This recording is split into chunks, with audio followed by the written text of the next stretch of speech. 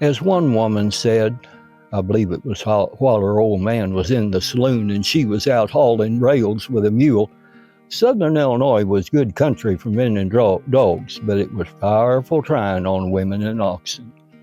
I imagine there were a lot of cases where the women folks had most of the work to do.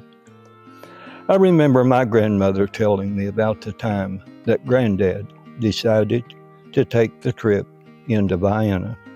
They lived out in the southeast part of the county, maybe on the Allard place, I can't remember for sure.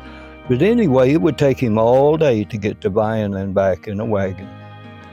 But he didn't come home that night. The sheriff had subpoenaed Granddad for jury duty. Granddad hired a boy to go tell my grandmother and to help her because it was wintertime, it was cold, and there was a lot of snow and ice.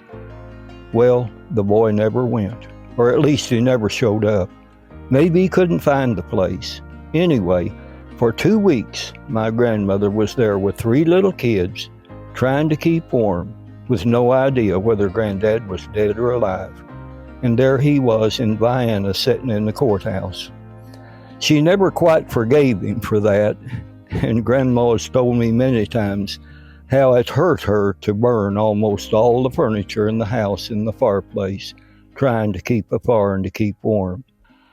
I remember Grandma talking too about how they used to quilt. Some folks still do, of course. Groups of the women folks would all get together and quilt a quilt. Naturally, they would gossip a little bit and talk back and forth. And she told me about old Aunt So-and-so, who was real old, but was always there.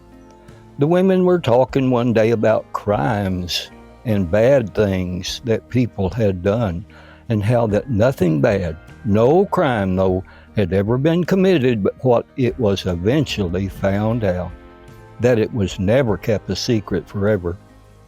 Grandma said they were talking, and all at once old Aunt So-and-so jumped up and said, "Oh, yes, there has.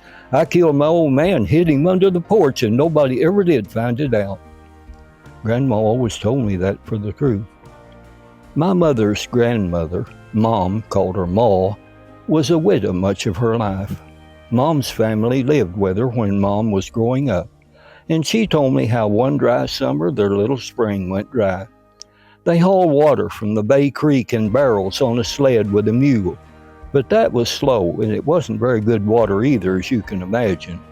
So one day, Ma said that they were going to dig a well.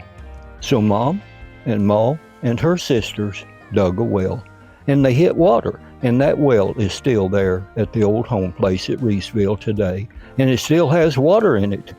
Now, Grandpa did help them wall it up with rocks a little bit, but they actually dug it. It's hard for us to imagine today that such a thing could happen, but it did. It just illustrates how tough times were in those days, and how tough that people, especially women folks, had to be.